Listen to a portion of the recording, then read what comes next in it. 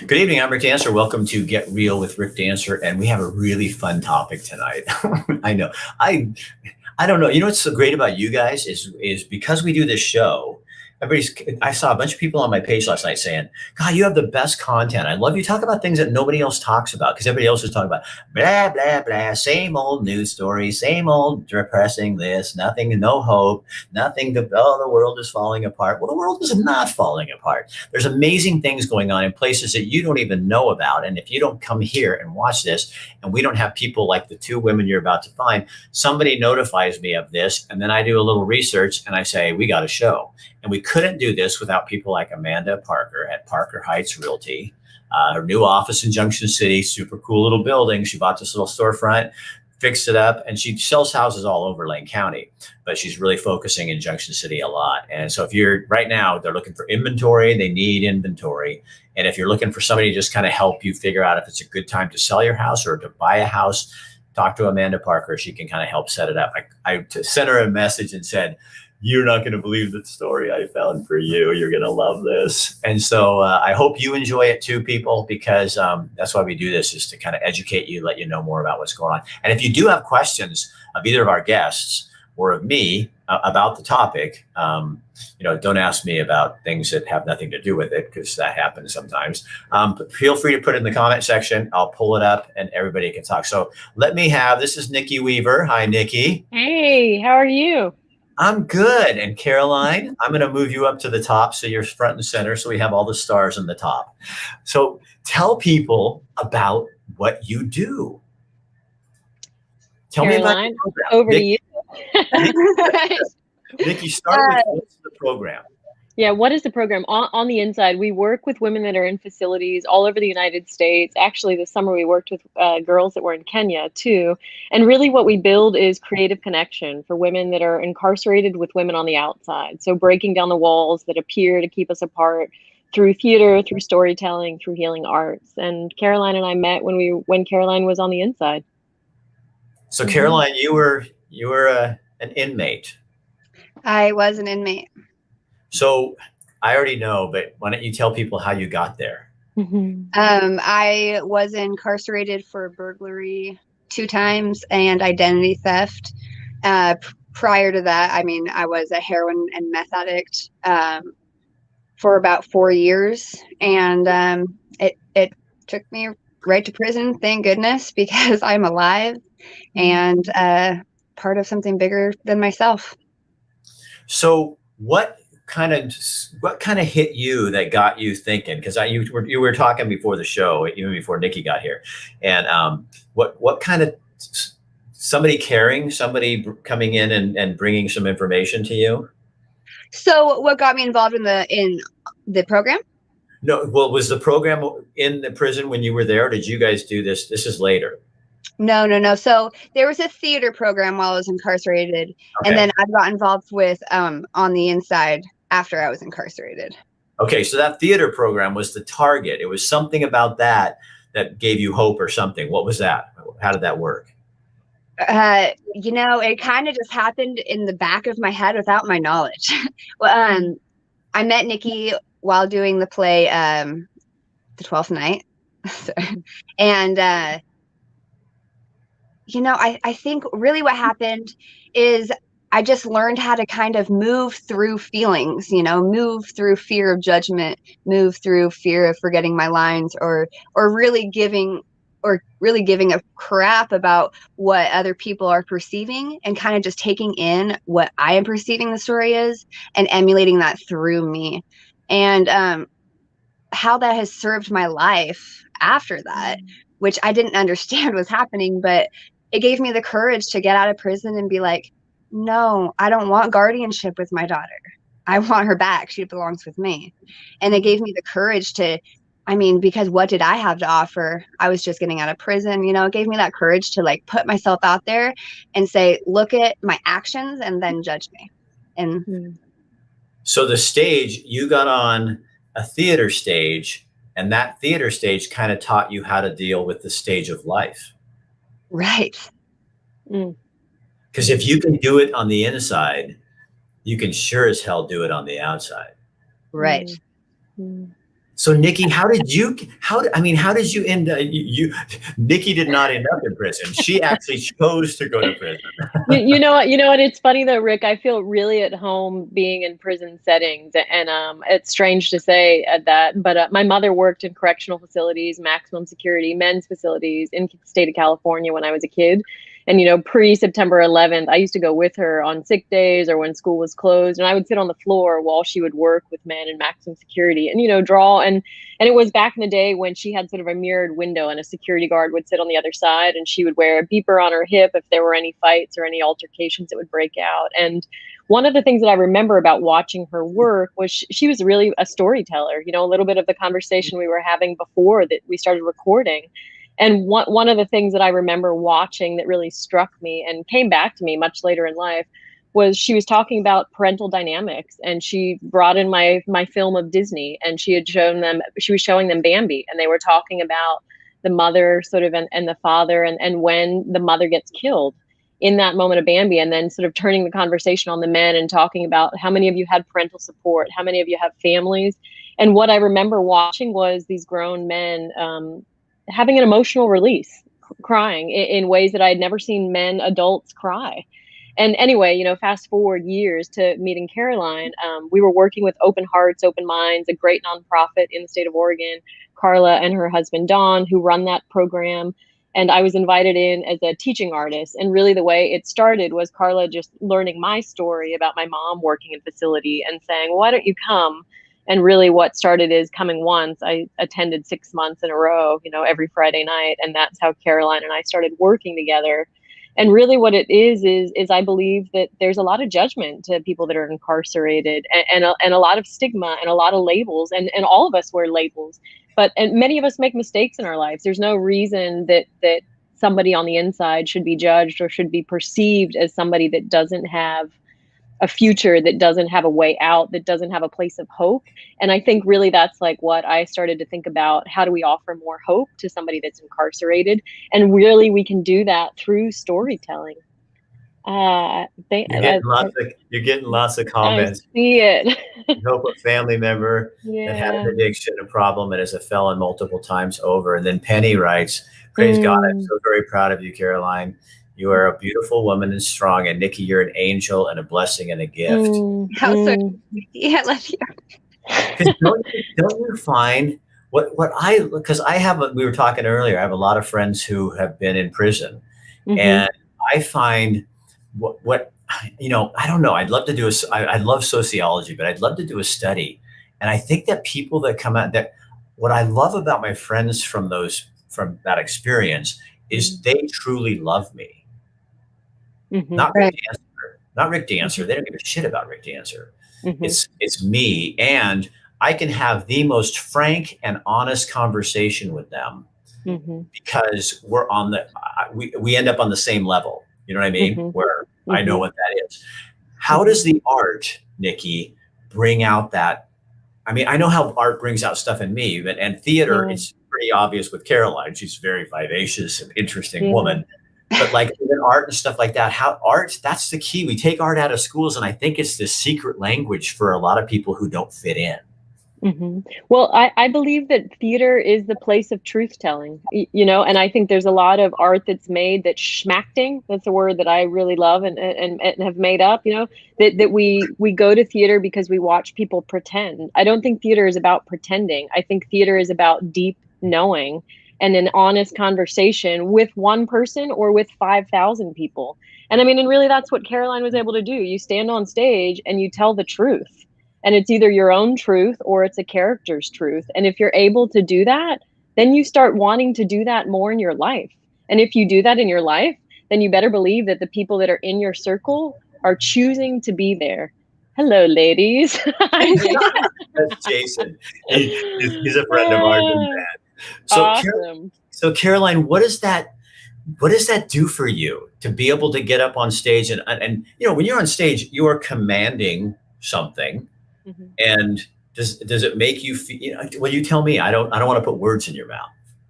So I played viola. If you're familiar with the play, and a little bit of truth about myself. What the burglary that sent me to prison I burglarized my brother. So a little bit of backstory. So in the play, it basically at the beginning, a shipwreck happens and she loses her relationship with her twin brother.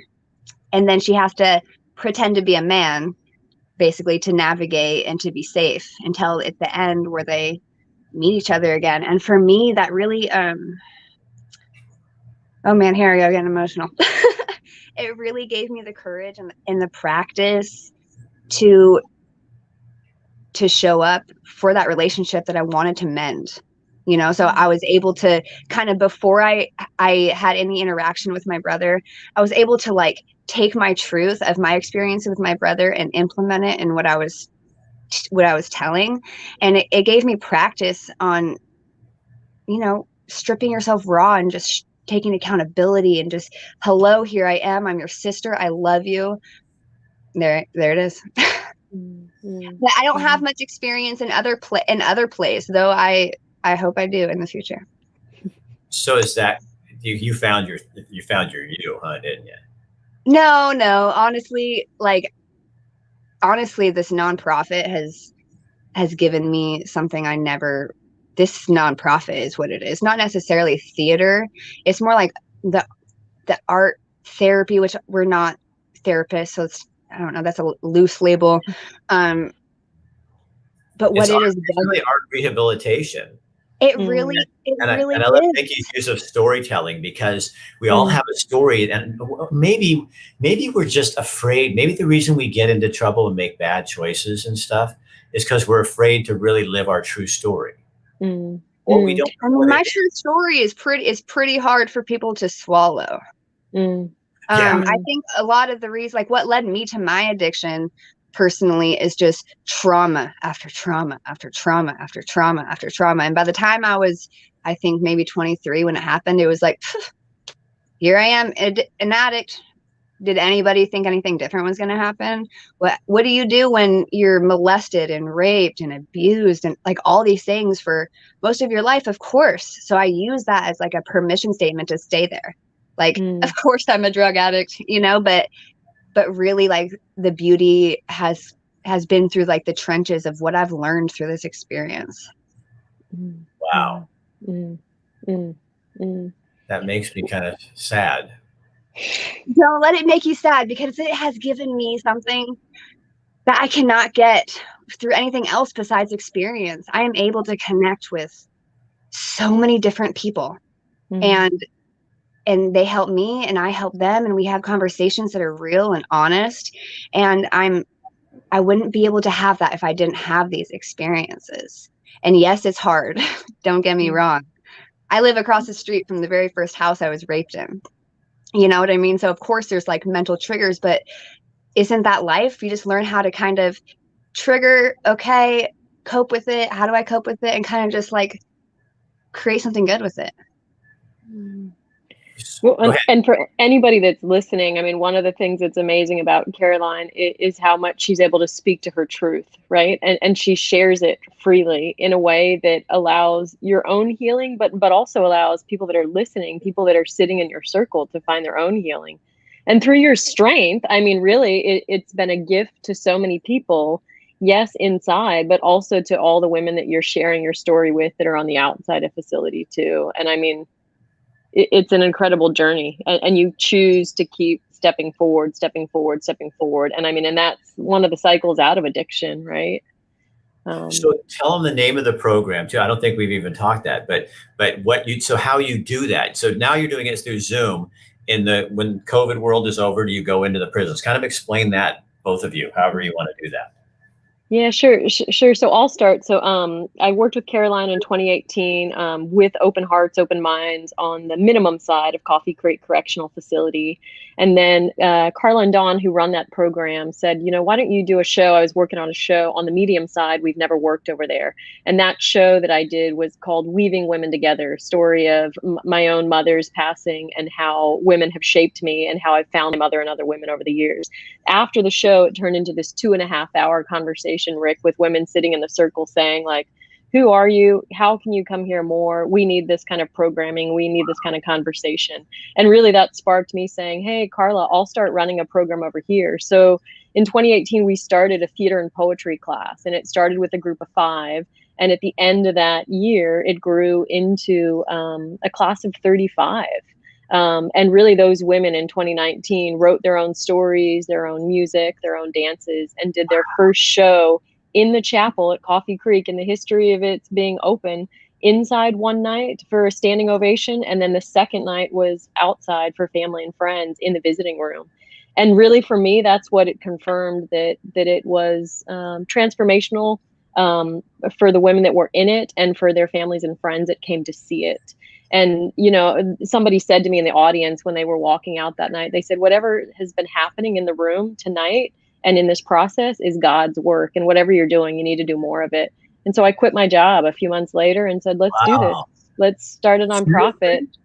And totally randomly, I mean, Caroline, she is so wise. Tom, I'm so glad you're saying that. She is so wise. I mean, is that Caroline then found me through the social media interwebs and said, you know, I'm glad you're doing this work. I don't know if you remember, but I was in your production of 12th Night. And we started to find this connection. And really we met in the flesh, in person, outside of prison, only just a few months ago. So, wow. Yeah, I mean, not to over spiritualize it, but guys, I think somebody wants you doing this. Yeah. Do you think, Caroline, would like women on the inside, and I'm sure this stands for man too, but let's talk about women because that's what we're doing here. Does that make you feel valueless? I mean, when you end up in prison, do you feel like you guys are trying to give people the ability to see that their story is rich, even if it starts off with trauma and, you know, foundationally has cracks in it? You can repair those cracks. I think that it kind of gives people the knowledge, like it is possible to change and really remap the way your brain reacts to things. And I think it just gives people hope that your trauma, you know, everyone you know, that everyone is a wrong word because that's generalizing way too much. But you have a choice. Okay. I was a victim of all these things as a child, and like you have a choice on like what to do with it. And so I think it gives women hope, like, okay, I am in prison and I did this thing, and like let me kind of like work through the muck inside myself. And it gives people kind of that, because let me go back to your previous question on how we're working through COVID. So right now I write a newsletter and that gets sent in. I kind of journal to them. I include some pieces that I write and I include some topics for the month, and they respond through art, through poetry, through stories. And I think that gives like one of the, you know, find the light, or write a poem about the light and darkness you carry in your life. And that gives somebody the platform to kind of look at those things and go through those things. And I think when people can do that, they can take their truth and then create what they want in the future, if that makes any sense. Yeah, no, that makes total sense to me. So, well, and also to add to that, Rick, the breaking the wall piece is really so women on the inside are responding also to the same prompts that women on the outside are responding to. And so in a pen pal format, we swap the work. So you write the poem about light and darkness, and we share it with the women on the inside, and then we share their work with our class on the outside over Zoom. Wow. So you're also working with them after they get out. We have been, and also just women that are on the outside that are curious about being in facility. Wow. Sorry, my train's going by. Love it. So was prison a good thing for you, Caroline? Prison saved my life. I mean, honestly, I feel like if there was a rehab where you had no choice, that would have been better. Like, you can't leave until you're 9 months sober or something, you know, that might have been a little mandatory rehab with Nikki and Caroline at your side. It seems that way. Because you inside and outside. Because you needed a stopping place. You needed something to go. And go. And then the second thing you needed was somebody like Nikki to walk in and give you an idea, here's this theater program, and you did it. I mean, I'm not taking that credit away from you, but then something of value to, and not just sitting in a prison, but something to spark something in you that says, I can be different. And that's what you guys are doing for these women, is you don't have to live this way for the rest of you. Your story's beautiful, but now let's go create it. Don't you think that? Right, because you can turn negative into something beautiful. Mm-hmm, mm-hmm, mm-hmm. See, I don't well, and I think it's also sorry to interrupt, Rick. I think it's also seeing the multitude, right, of stories of that you are not your crime. That might have been something that you did, but you do not have to identify by that for the rest of your entire life. There are so many other parts of these women that are sitting inside. I mean, we have classically trained pianists, we have mothers, we have artists, we have lawyers. I mean, there's a whole multitude of women that are being identified by a number, not their name, not who they are. I mean, and so it's really looking at like, how do we drop our labels and also come back to the stories of who you were as a kid? How did you get here? What do you love doing? I mean, and helping them see, understand, and remember all those parts of themselves. And then imagine something different for your life. Yeah. And I think there was that comment from Laura that said something about, we need to help assimilate, not lock people away and forget them. I mean, and yes, it's that we need to help as a society, as a culture, the rehabilitation process of believing that these people are part of us, not something else. One of my friends was talking, and he said, what I always get tired of is I was an alcoholic, but I'm not anymore because I'm not drinking. So, and as a culture, I get why, you're always, but okay, I'm just gonna be really honest. I hate it. I think it's like, you're not an alcoholic for the rest of your life, because once you stop doing the alcohol, now, yes, you have a propensity to go back and you need to remember that, but why do we, you're not in recovery for the rest of your life. You've recovered. Mm-hmm. It's like, I had cancer. I don't want to be a survivor. I'm glad I survived, but I'm not going to be a survivor for the rest of my life. I did that. Now I want to move on. And we should let that's true for some, but for some, they really do need that like AA, NA structure to stay sober. Right. And I'm not saying they shouldn't do that, but it's illegal. It's not, I think, I mean, he still goes to AA all the time. He loves it, but it's just that calling people that name for the rest of your life. Like when Nikki was talking, it's like, at some point I'm so anti-label. That's my problem. Rick Dancer, I am anti-label. And I can't. Well, and Rick, what you're speaking to, I mean, I come from a family of alcoholics, of addicts, but it's also remembering that they're so much more than that, whether they're in recovery or whether they're choosing, denial and living with that. I mean, they're people, at the bottom end of it, they're people. So let's talk about funding, because you guys need some help. Give us your money. It takes funding to do something like this. And you guys have had some grants, some minor grants and stuff, and some people interested, but you're really hitting an area that not many people are really doing much with. In terms of, Caroline, you can probably talk about this, but a lot of people get out of prison and you get a little bit of, and here, and then there's some services, and I'm not knocking any of them, but that deep personal storytelling that I think really works. That's not something that's government funded. There's not a lot of state money that goes into that. So you guys are looking for what? Caroline, you want to jump in or me? I'm scared now. Don't be scared. We're really looking for ongoing funding for small monthly donations that help the work continue. And I mean, and the work that's continuing is we've been recording for the last few months conversations on the outside that then get sent in on the inside. Anything from meditations to conversations around grief to conversations around theater and therapy and breaking the bonds of imprisonment, so that we're constantly offering services that go both ways, that are happening on the outside, but also are serving women on the inside. And really, I mean, all this work that Caroline and I are doing, we're working for pennies.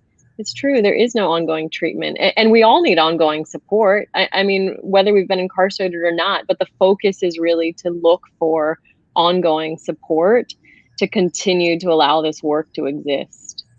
Thank you, Winga, for being so blunt. Yeah. I was dancing around the issue because Mm-hmm. I was going to say, I know most of my people never got much support. Sponsors and some of those programs do a good job of getting people out in the community and stuff. But what you're doing is revolutionary, I think. But I think isn't that where the world is right now? I think a lot of us are looking at story as we've learned that that's the way to tell who we are and to find common ground with stuff, it's, we all had trauma as kids. Most of us had, life isn't perfect. It's hard. And Right. go ahead, I Carol.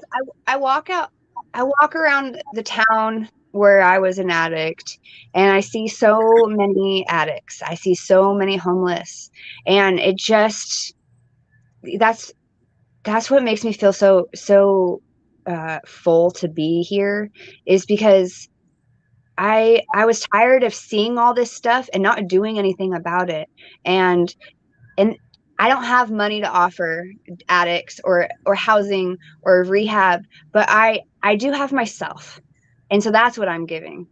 And I want more people to get involved and be part of the change, because there, more than ongoing treatment, there really isn't any mental health treatment in prison at all. No. At all. And on the outside, nothing.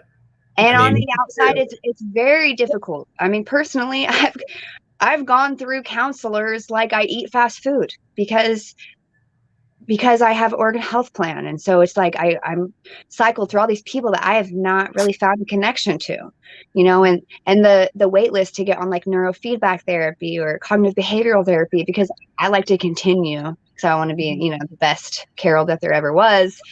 But it's really hard to get into those things. What did you say? You want to be the best what? The best Carol. I just want to constantly. That's me. That's, you go by Carol? That is my real name. So my real name is Carol. And when it's so silly, this is kind of what theater's done. I am who I say I am. I prefer Caroline, because I've never really liked Carol, so I go by Caroline. And all my friends make fun of me for it, but whatever. So this is Carol, and I have value, and I want to do this I want to do life big. Right. You know what I mean? Like, don't you think we should? And Wendiga, I'm just going to really quick, I want to pull this down. You were not rude, and don't tell me you're sorry for being rude. You were direct, and any direct person is welcome on this show. You were not rude, and don't apologize for being who you are. No, you don't get to do that. I'm sorry. Now, if I was rude, too bad. It's my show. So she says, amen. But I think that was about your comment, Carol, not what I just said. So Caroline, what would you tell people when they're seeing women getting out of prison and wanting to, I guess, I don't know what I want to ask you. I know what I want to, where I want to go, which is why I love this show. You kind of have to just process things. You know what I mean? Don't you think that it's time to stop looking down on people because they made a mistake? I do. I think there's so many areas where we're kind of stigmatized. Housing. When I first left sponsors, because I had the option, if I wanted to get my daughter back, sponsors didn't have a spot for me to have my daughter there at that time, so I had to move out. So I spent almost $400 in application fees just to get denied, even though they say they accept felons, just to get denied, because I have a burglary, and I totally understand what that looks like, but I shouldn't be judged. Well, shouldn't. I do understand. I try to come at it with a level of understanding, because looking at who I am on paper is kind of like, ugh. You know what I would want? I want people to meet me. I want people to meet me, talk to me, and then make their judgment. Or kind of like, or exactly, that's it. I want them to make their judgment based off what they see as my actions, and do my actions align with my words. that's what I want for really all humans, not just Should- felons. I think so shouldn't- many people. Right. Shouldn't we be, I don't think, I don't want to use the word judged, but shouldn't we be evaluated based on who I am right now? Yes. And And if you are not willing as a human being to have a relationship with me, sit down and have coffee with me, talk to me, then we're never going to get there. And you know what, honey, excuse me for calling you honey, but you know, all kids are like honey to me. I call my boys honey. People go, why do you call your boys honey? I said, because my mom and dad always called me honey. But don't you think that that's the problem in the world outside the prison and everything is like, we are so quick to on Facebook, just see what something looks like. Yes. And not take the time to do what Nikki's doing with you guys is, you know, so what's your story? Who are you really? What do you want in life? What are your dreams? I always think that's what's so weird is people don't dream. God, dream big. I mean, I always tell people, they say, what would you do in your 23-year-old self? I'd say, Rick, dream bigger. But not only do I want to be seen as like a human who has like, you know, rights to live among other people, I also want to be seen as a human who I want to give back to my community. It's full circle. Right. You know, it's all about if something is I get helped out a lot. You know, I bought clothes and my brother helped me get a car when I first got out. So when I am able to help people, I help people. It's all just a pay it forward community. My buddy sits, and because he was in prison, he watches the Lane County mugshot page, and he watches that. And when he sees a mugshot of somebody he finds out is going to be released, he calls the release center. And then if he has time, he will go down there. If it's a day like he's not working or something, he'll meet them, pull them out, buy him coffee or something. And he does that all the time. And nobody knows it. But that's what you know what I mean? That's right. the road. That's hitting the rubber on the road, man. Right. Yeah. Absolutely. So how can people get involved with you guys besides, and like, give me a website and I'll put it on. That is it, Caroline. Just meet me, see me, understand me for who I am. This is Bonnie, good friend, and she runs the Springfield Chamber. So Bonnie, you should invite her to come talk to the chamber. That'd be really interesting about what they're doing. She would do it. You should do that. That'd be really. I would love that. Give me how do people get you on the web? I'll write this down while you guys continue to chat a little bit here. So you can we have a website on the inside.space, or is our emails listed on our website, Nikki? I don't know if they are, but you should give yours and mine. It's on the inside.space. Yep. And then my email address is, just like that, Caroline at ontheinside.space. And I'm Nikki at ontheinside.space. You know, I mean, the last thing I want to say is how often people will say to me in circle, in facility, oh, well, Nikki, I don't know if you know what I've done, but blah, blah, blah. And I always stop them and I say, I don't actually care what you did. I care about who you are right now. And right now you're an actor in the show. So get your butt on stage, you know, or I mean, and really that's what it is though. What you speak to, Caroline, of meet me where I'm at. We've all made mistakes in our past. We're going to continue to make them. But what matters is who we are in this moment. And I mean, I think that's a big part of our culture is how often we judge people, not just felons, but anybody, our family members. Yeah, all of it. Oh yeah, that's it. Nikki at ontheinside.space. Oh, I'm sorry, you guys. You're pretty close. Pretty close. You know,